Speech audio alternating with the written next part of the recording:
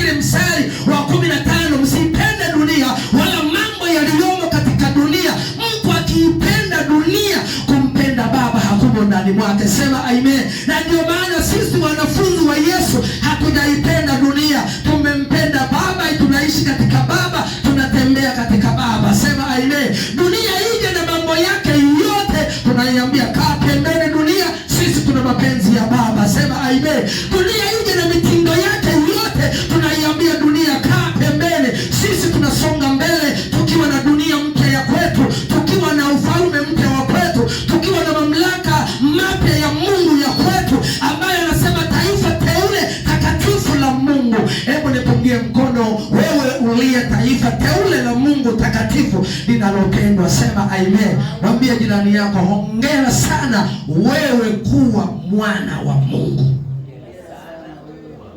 Leo hata wajui ngome ya shetani ni ipi. Sisi tunajua ngome ya shetani ni ipi. Muulize jirani yako, nataka kuijua ngome ya shetani, ambayo hiyo ngome hatachomoka hata mmoja kuona uzima wa milele. Sema amen. Yaani yoyote aliyopo kwenye ngome hiyo hawezi kuchomoka mpaka wanafunzi wa Yesu waje wamuokoe. Sema amen. Kwa sababu sisi kazi yetu ni kwenda kuokoa watu. Leo tunapata kazi kubwa. Wanafunzi wa Yesu walienda tu kuwahubiri watu wamwamini Yesu waende mbinguni. Sisi tunapata kuwahubiri watu wamwamini Yesu waende mbinguni na kuwaokoa watu watoke kwenye ngome ya shetani. Sema amen. Maana shetani ametengeneza ngome aina mbili. Katengeneza ngome ya kuuteka ulimwengu wote, na katengeneza ngome ya watu wanaojiita wanamjua Mungu. Sema amen. Nipungie mkono hewani wewe ambaye umetolewa katika ngome ya shetani. Mungu akubariki sana.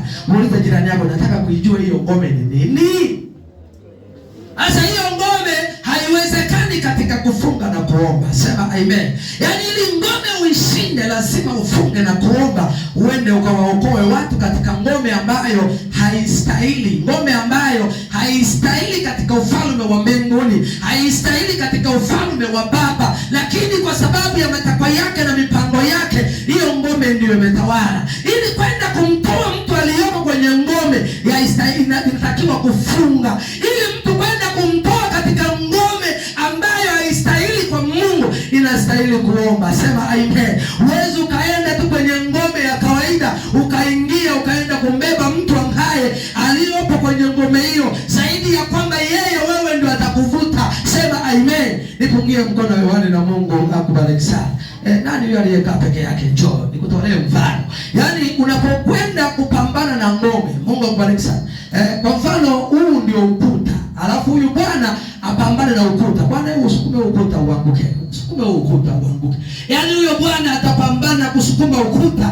Asubuhi na mkaka usukume basi ukuta. Sukuma ukuta. Jitahidi basi. Hata sukuma ukuta mpaka kesho, na kesho hawezi kuangusha. Mungu akubariki sana.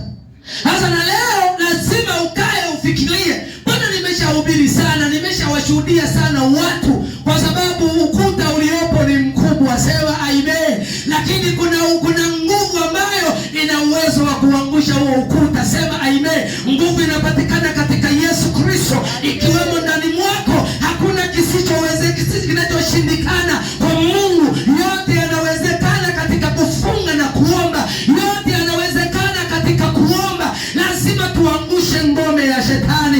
Sema amen. Na anayeenda kuangusha ngome ya shetani ni mwanafunzi wa Yesu. Hebu mpigie makofi mwanafunzi wa Yesu, kwa sababu ana kazi kubwa ya kwenda kuangusha ngome ya shetani. Sema amen. Na leo ngome ya shetani ni nini? Muulize jirani yako, nataka kujua ngome ya